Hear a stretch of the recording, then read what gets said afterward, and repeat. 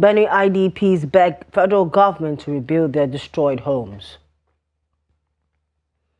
Stakeholders demand better governance amid growing challenges in Nigeria. Senator Natasha Akpoti-Odohan says she'll resume at the Senate on Tuesday.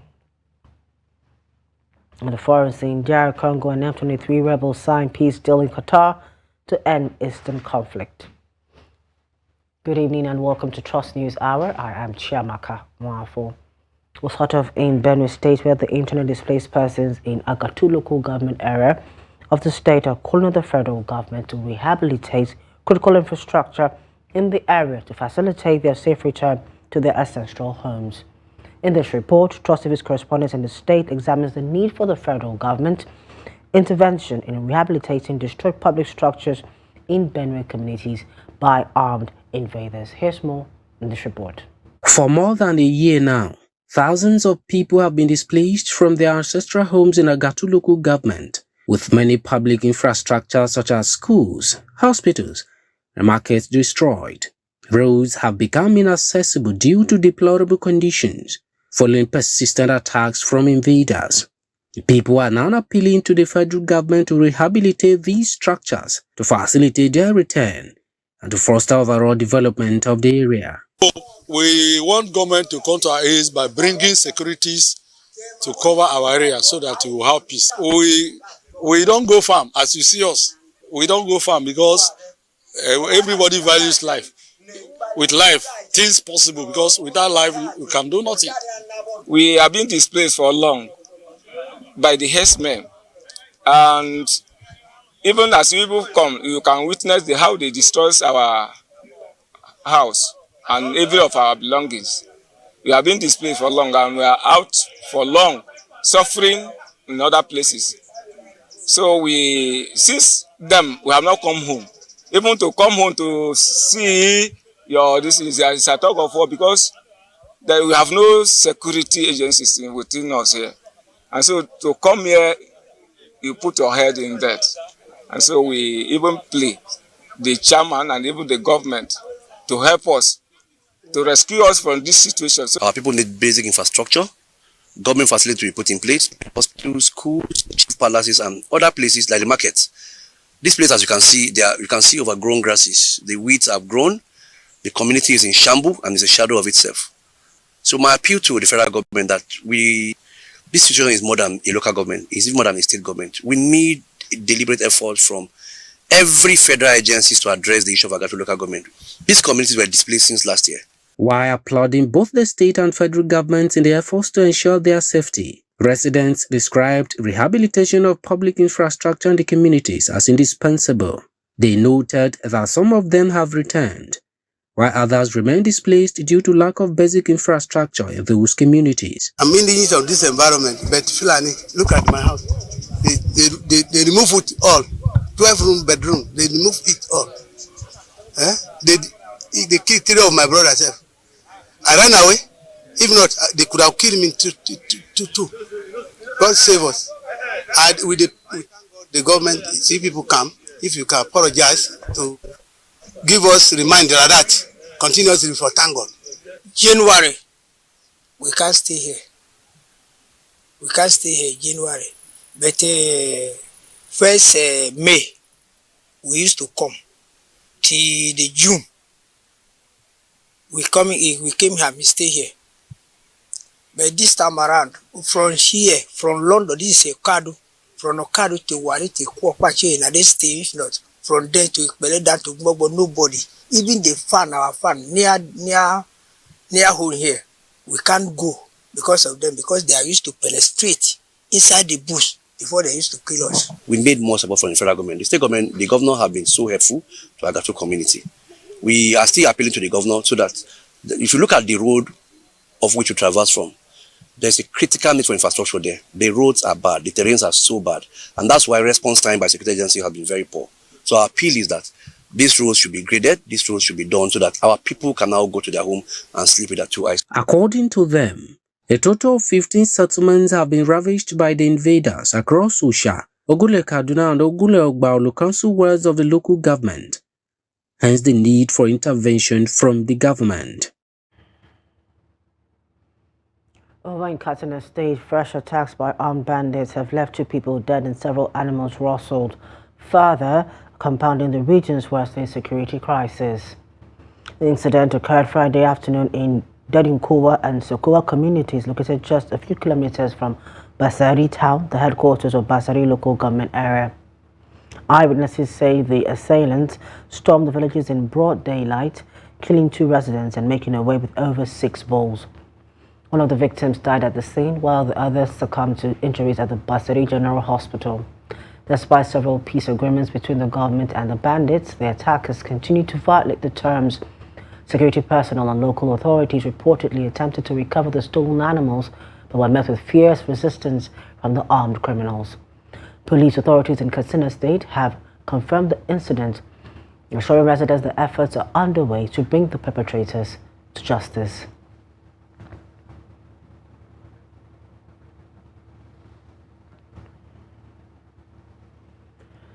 Nigeria can reclaim her lost glory only if its leaders are sincere enough to confront the myriad challenges threatening the country's survival. This was the view of residents, civil society groups, religious figures, and political leaders who gathered in Kaduna as it reflected on the life and legacy of former President Muhammadu Buhari, whose integrity and leadership, they say, should serve as a model for others. Nigeria's ongoing political and economic challenges continue to affect the daily lives of citizens, with many struggling to afford basic necessities like food. Residents believe that addressing insecurity and other social ills is critical to reversing the decline and unlocking Nigerians' true potential. Most of the youths, most especially younger generation within the ages of 13 to 20 something are engaged in drug abuses. So, and the level of insecurity within the northern part of the country. Because without engaging the younger generations in agriculture and in Western and religious knowledge, I don't think we have a better picture in this country.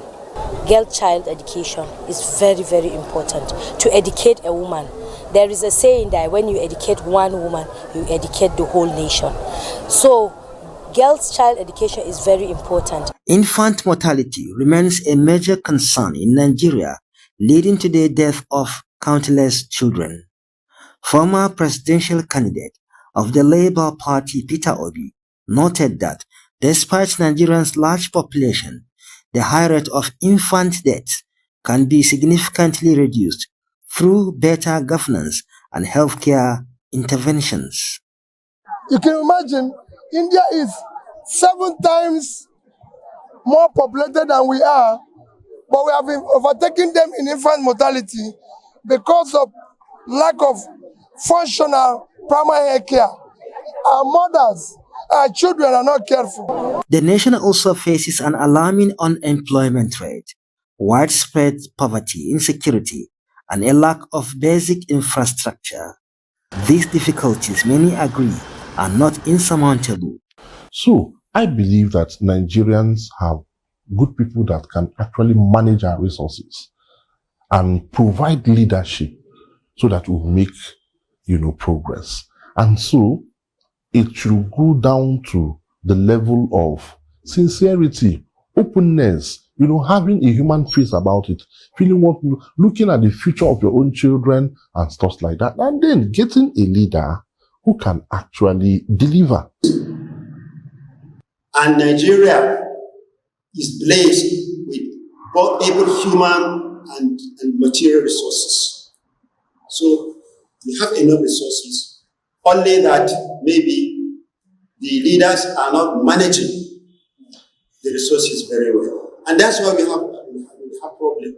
That's why today we have poverty in the mix of richness. There is no cause for us to be crying that ordinary common citizen cannot afford 3 square meals. As the nation mourns the death of former President Muhammadu Buhari, there are renewed calls for today's leaders to emulate his integrity, discipline, and commitment to national development. First of all, let's say he fought corruption to the best of his ability. And we know corruption has been a problem in Nigeria. In general, corruption can bring about underdevelopment. He has done his very best. It's one of the cardinal principles of his government to fight corruption.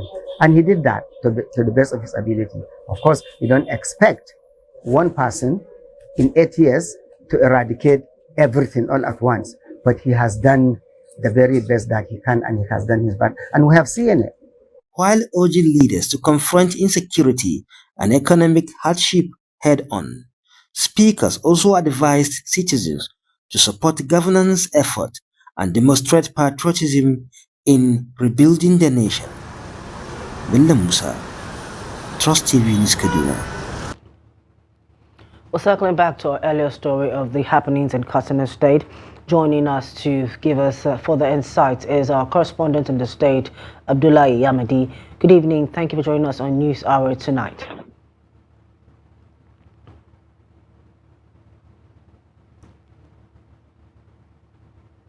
Yamadi, I don't know if you could hear us,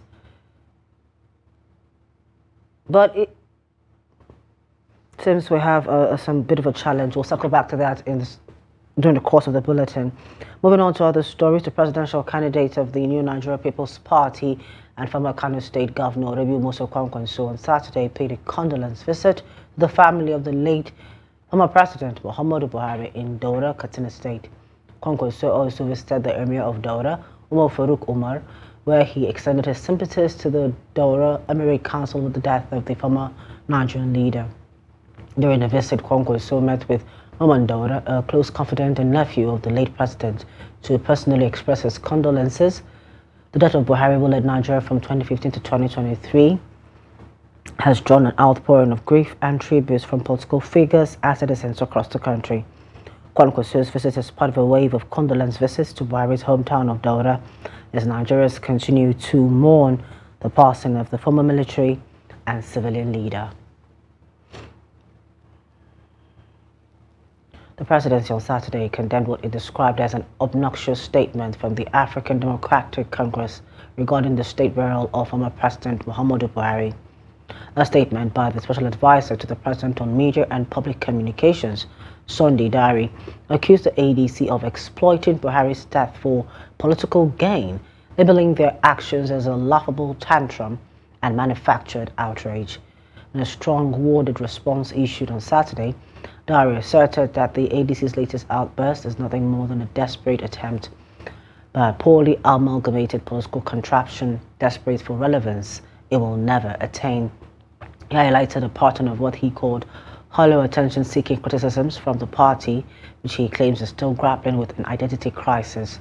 The special advisor specifically addressed the ADC's allegation that President Tinubu's government is exploiting Buhari's passing, dismissing it as an insult to millions of Nigerians who genuinely mourn the loss of a statesman and will watch the state burial accorded Buhari with solemn respect and dignity.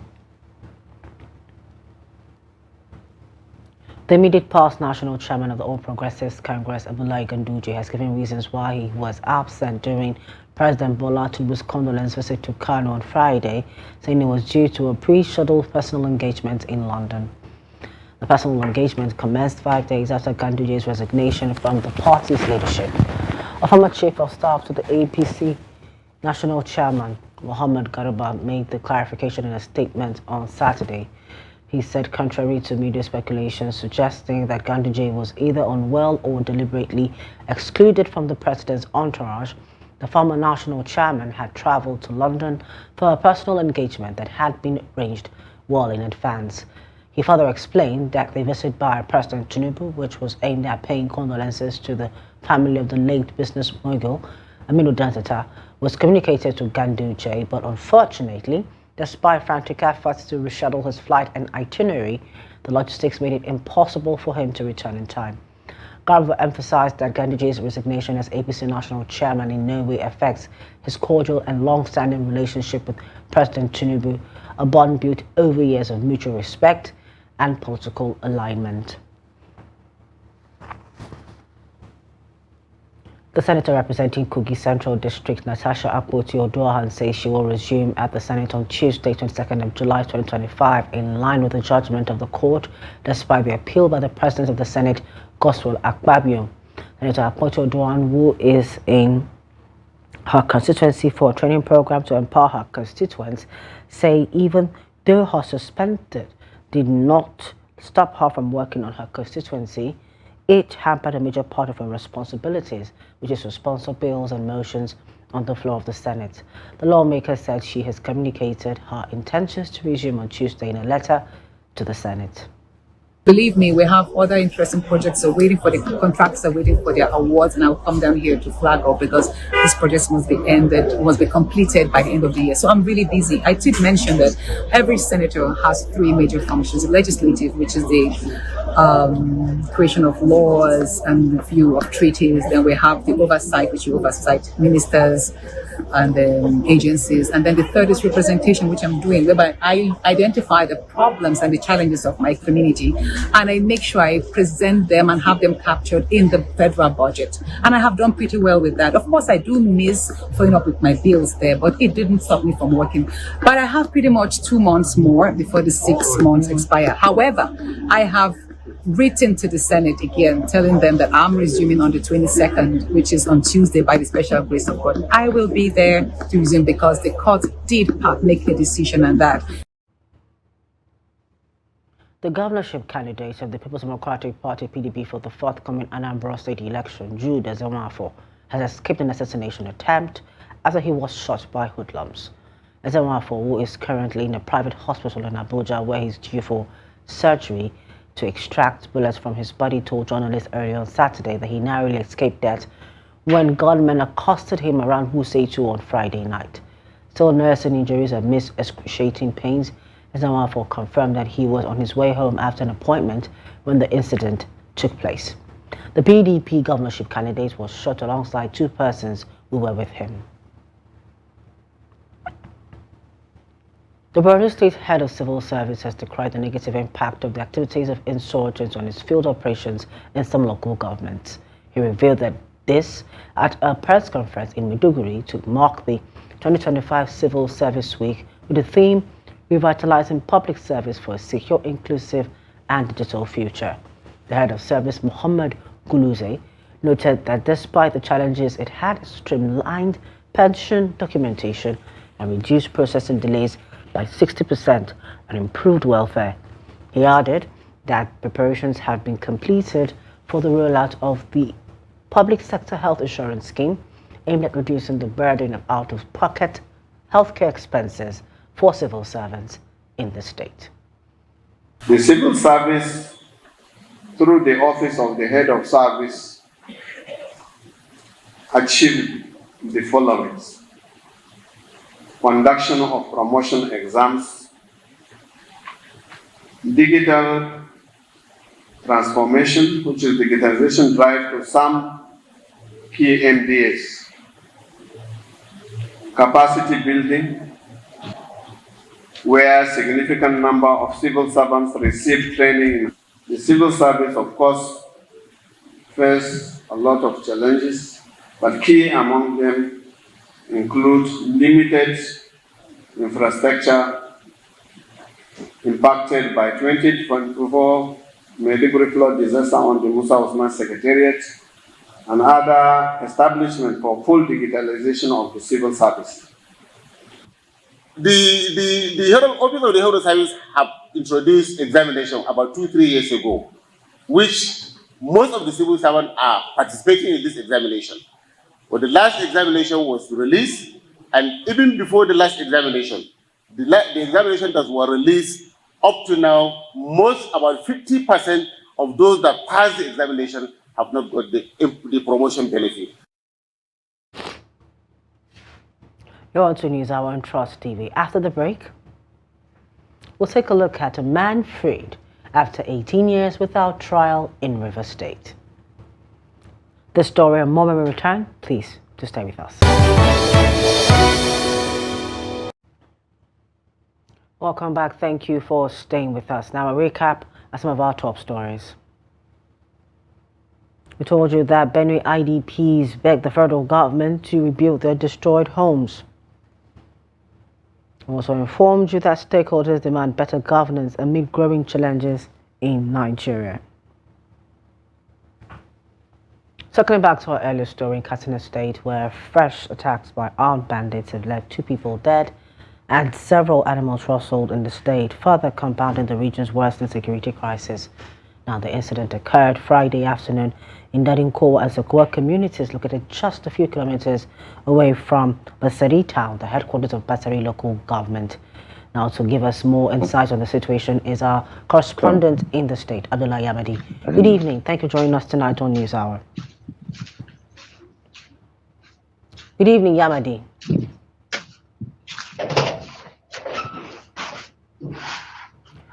Good evening, Yamadi. Seems we're still having a bit of a challenge with that. We'll get back to that at subsequent times.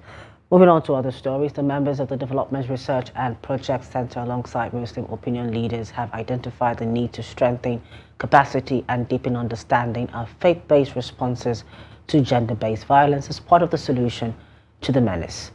They made this known at a 2-day conference on Islam and gender-based violence prevention held at the Center for Islamic Civilization and Interfaith Dialogue, Bayero University, Kano. Abdulaziz Ibrahim reports. Bayero University Kano Center for Islamic Civilization and Interfaith Dialogue plays host to a crucial conversation on the role of Islam in preventing gender-based violence. The conference, supported by the Ford Foundation and facilitated by the Development Research and Project Center, focused on mentoring and building the capacity of Muslim opinion leaders in the fight against GBV. So we believe at the DRPC that we should look at Islamic perspective to how women should live and how they should be treated. That is why we came up with this concept, this partnership, so that we would talk to our people about how they should be treated. And as a people who are Islamic, who are Muslims, we should work with these teachings of Islam. Speaking on behalf of the Vice Chancellor of Bayero University Kano, DVC Research and Development, Amina Mustafa, says the partnership is very important to address misconceptions about GBV and Islam. DRPC, I'm sure, did the right thing in choosing this center in Bayero University in trying to correct these misconceptions by bringing important key holders as the ulama who are going to sensitize communities about what Islam and gender-based violence is all about. So it's going to correct a lot of misconceptions. Leaders at the center describe the engagement as a welcome development, one that aligns with their mission to foster progressive Islamic scholarship. So it is an opportunity for us, actually a golden one for us, to take this opportunity to disseminate the real call of Islam about the gender-based violences. So the DRPC is doing a very good job by involving the CICID and Muslim opinion leaders to correct these norms. And we do agree and we do know that when Muslim leaders, imams and sheikhs started to speak and preach about this, definitely this phenomenon is coming to an end. The initiative is part of an ongoing project that engages Muslim scholars and influencers across northern Nigeria, guiding them to provide accurate religious interpretations that discourage violence and promote gender justice. The purpose of this collaboration is to have like a hub here in Nigeria where Muslim scholars can be trained on issues relating to Islamic perspective on gender-based violence. And so this training is to strengthen their capacity in terms of how to monitor and mentor Muslim scholars in addressing GBV from Islamic perspective. As the discourse on GBV continues to grow in urgency, initiatives like this, grounded in faith and dialogue, may be key in shifting mindsets and ending violence at the grassroots. Abdulaziz Ibrahim, Trust TV News, Kano. In Kebbi State, the police command has arrested 11 men for sexually taking advantage of a 13-year-old girl, Saima Dauda, and impregnating her.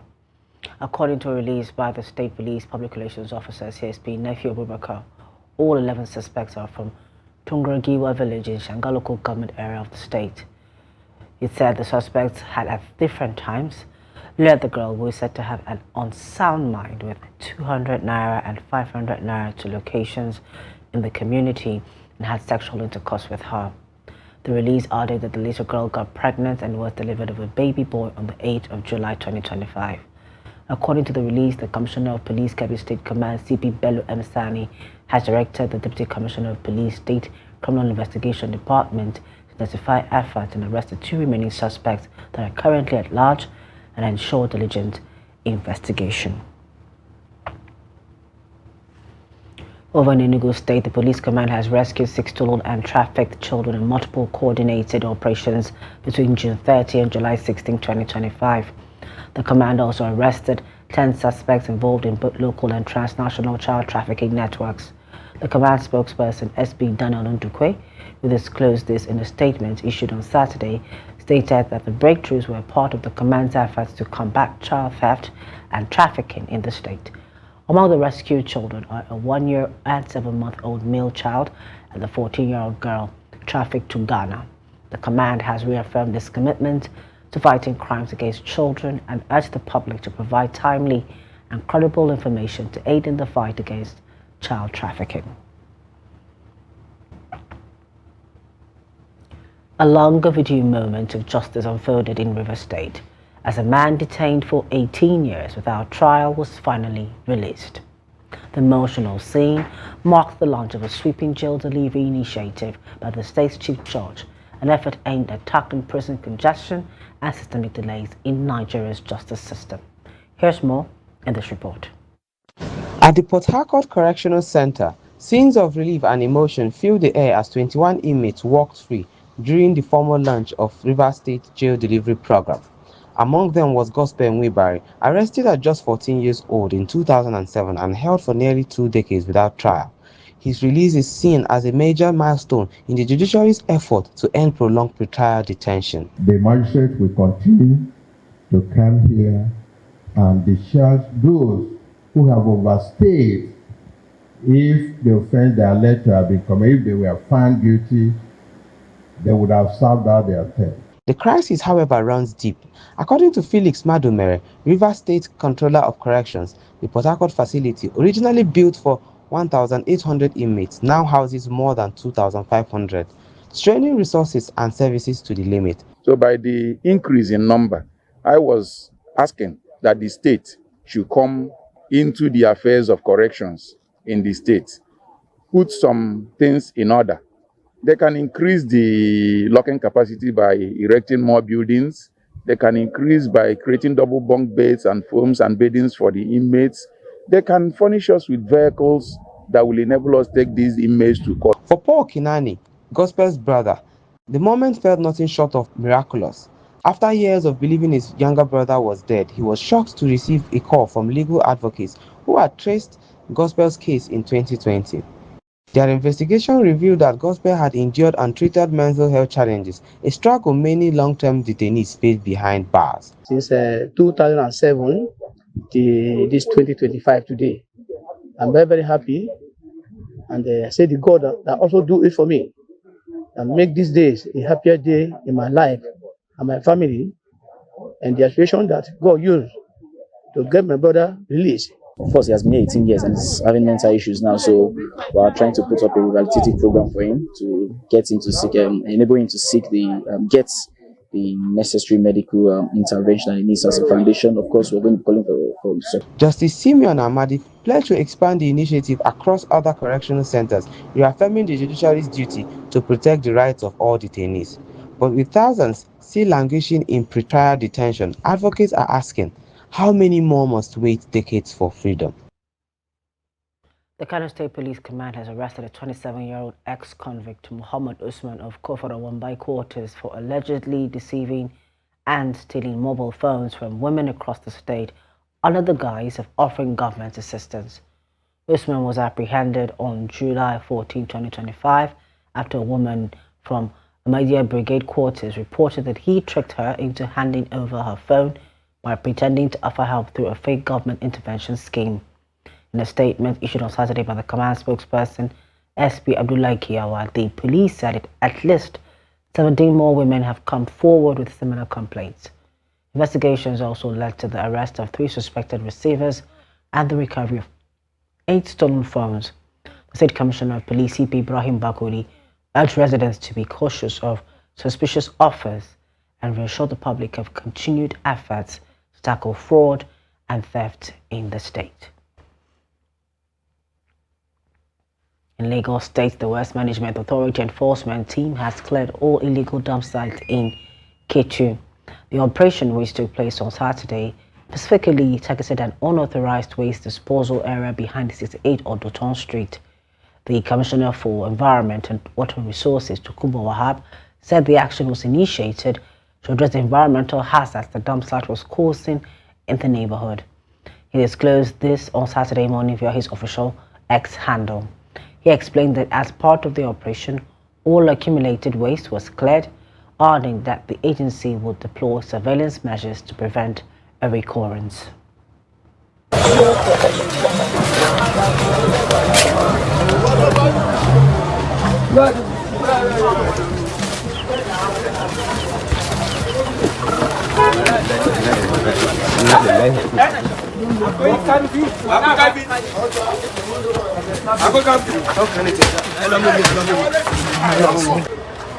Oh yeah, more hand. I'm from bedroom. Oh, she black and load oh yeah. Mutia.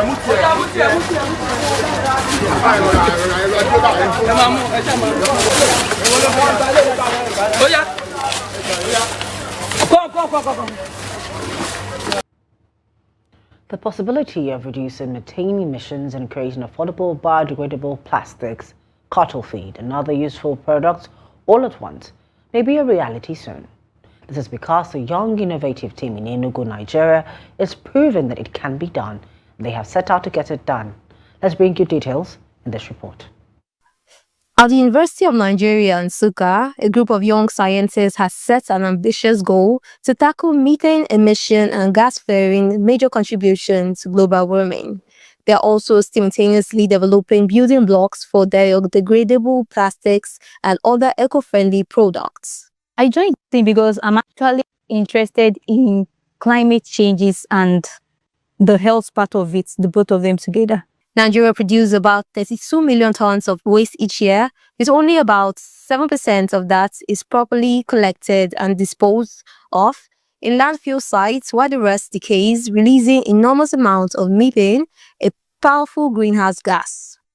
At one of these landfill sites, the student team, comprising 3 master's researchers, 3 pharmacy students, has been collecting methane gas by pumping it into cylinders from deep within the landfill.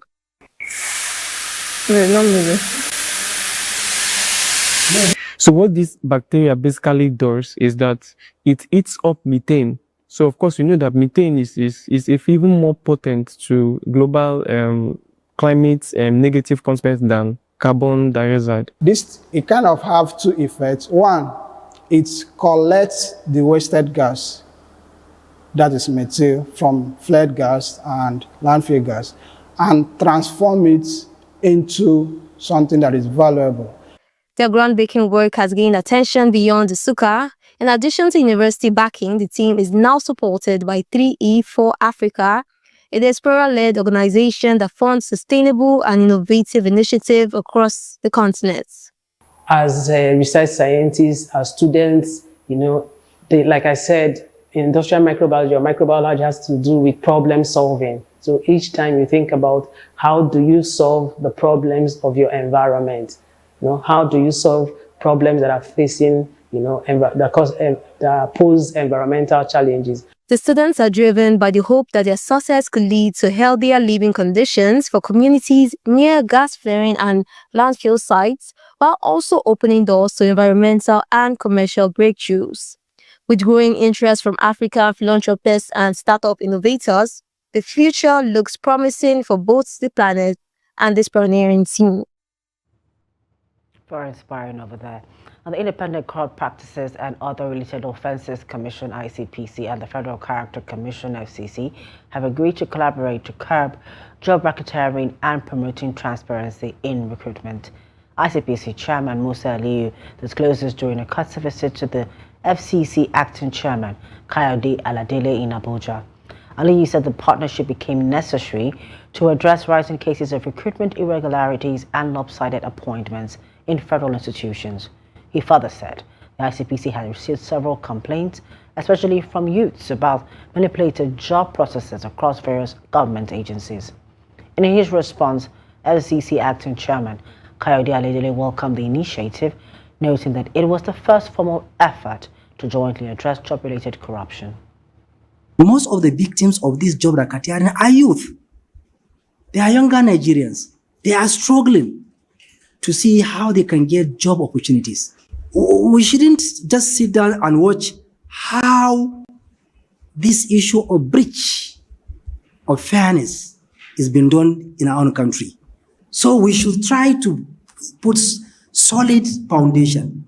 So that is why I'm here to ensure that there is collaboration, so that this collaboration between ICPC and Federal Character Commission will serve as a model of institutional synergy, where equity, integrity to build Nigeria. So when they talk of Federal Character Commission, what immediately comes to mind is the issue of job. We are beyond that. We are to ensure the unity and progress of this nation. And how do we do that? We have to ensure that what we have in the north, we have it in the south, we have it in the west, everywhere, so that everybody has this sense of belonging, of being part of this federation called Nigeria. We'll come back from the break. Business, foreign and sports. Please do stay with us. Welcome back. In business, the Nigerian Customs Service NCSS seized 16 containers loaded with contraband and falsely declared goods, including illicit pharmaceuticals valued at a staggering 20.5 billion naira. Officials say this is one of the largest pharmaceutical interceptions in recent years. The seizure was announced on Friday at the Onne Port in Rivers State by the Comptroller General of Customs, Bashir Adeniyi, who led journalists through the inspection of the intercepted items during a press briefing at the Customs Area 1 Command. Headquarters, according to Adeniyi, the containers, 11 of which were stuffed with dangerous and unregistered drugs, were concealed under layers of legitimate consumer goods such as tomato paste, ceiling fans, plumbing materials, and even car parts in an attempt to evade detection. I want to assure members of the press that we will continue to maintain steadfast commitments to President Bola Ahmed Tinubu's policy objective of securing our borders, protecting public health, and safeguarding national security. Our anti-smuggling operations align directly with the administration's comprehensive approach to combating transnational organized crime and ensuring that Nigeria's border remain impenetrable to criminal enterprises seeking to compromise our national sovereignty. Just last week, we were again at Apapa Port to receive for destruction 25 containers of unwholesome medical devices such as breast enlargement devices and other substandard medical products. The consignments being officially handed over to NAFDAC today comprises food items, specifically tomato paste, that were brought in disguise and concealment of pharmaceutical products. A total sum of 1.818 trillion naira, being June 2025 Federation revenue, has been shared among the federal government, states, and the local government councils. A Saturday statement from the Accountant General of the Federation's office and signed by the Director of Press and Public Relations, Bawa Mokwa, noted that the revenue was shared at the July 2025 Federation Accounts Allocation Committee FAC meeting held in Abuja. The 1.818 trillion naira total distributable revenue comprised distributable statutory revenue of 1.018 trillion naira, Distributable value-added tax VAT revenue of 631.507 billion naira, electronic money transfer levy revenue of 29.165 billion naira, exchange difference revenue of 38.849 billion naira, and 100 billion naira augmentation from non-mineral revenue, quoting the communique issued by the Federation Accounts Allocation Committee (FAC). A total of gross revenue of 4.232 trillion naira was available in the month of June 2025. Total deduction for cost of collection was 162.786 billion naira, while total transfers, interventions, refunds and savings were 2.251 trillion naira. According to the communique, gross statutory revenue of 3.485 trillion naira was received for the month of June 2025, which was higher than the sum of 2.094 trillion naira received in the month of May. Away from Nigeria, the Democratic Republic of the Congo and Rwanda-backed armed group M23 on Saturday signed a ceasefire deal to end fighting that has devastated the country's mineral-rich but conflict-torn east.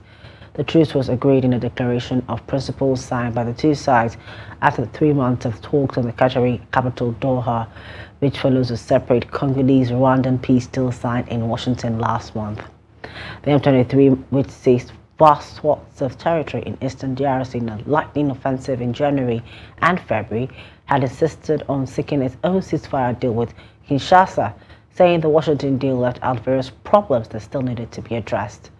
The African Union hailed the new deal as a significant development, saying it marks a major milestone in the ongoing efforts to achieve lasting peace, security, and stability in eastern DRC and the wider Great Lakes region.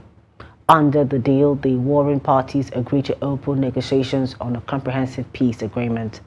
The deal with the two sides said aligns with the Washington agreement also includes a roadmap for restoring state authority in eastern DRC.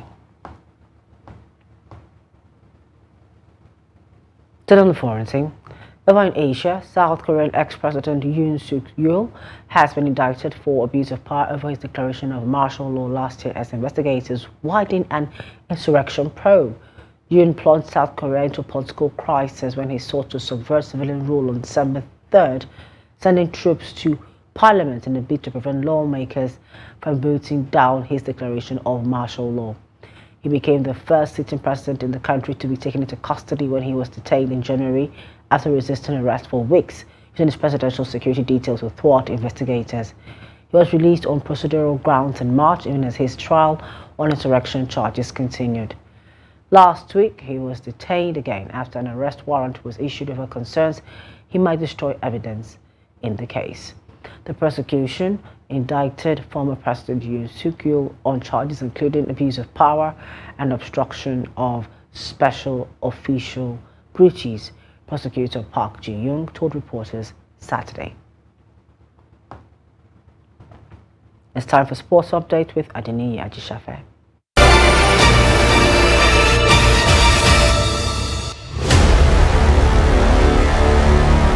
Host State Abia emerged overall winners of the 5th edition of Para Badminton Open Championship at the International Conference Center in Umuahia. Abia's Para Badminton team finished top of the medal table with 17 medals, 5 gold, 5 silver and 7 bronze. Plateau State placed second with 8 medals, 4 gold, 1 silver and 3 bronze, while Ogun State came third with 5 medals. Kwara State with 3 gold medals came fourth, while Imo State rounded out the top 5 with a total of 9 medals. The closing ceremony featured a high-profile star match where Olympic gold medalist Eniola Bolaji teamed up with Ayuba Yahaya to defeat Udnakachi Uwalaka and James Akpan in the SL3 final. Meanwhile, Abia State remained Para Badminton spotlight as it prepares to host the first Abia Para Badminton International Championship from 30th September to 5th October, followed by All African Para Badminton Championship from October 6th to 12th, 2025. That's Sport News. I'm Adeniyi Ajishafe.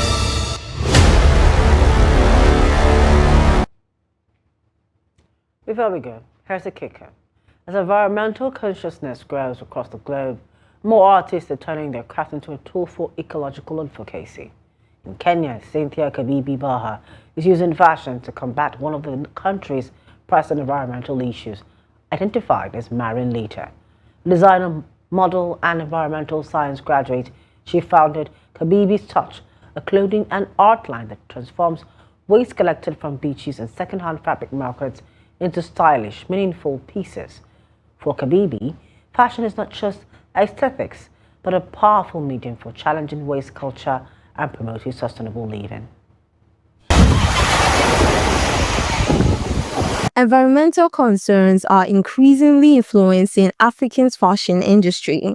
According to African Circular Economy Alliance, launched in 2021, over 70% of garments in many African countries are imported second-hand. A large portion of these clothes end up in landfill due to poor quality or oversupply.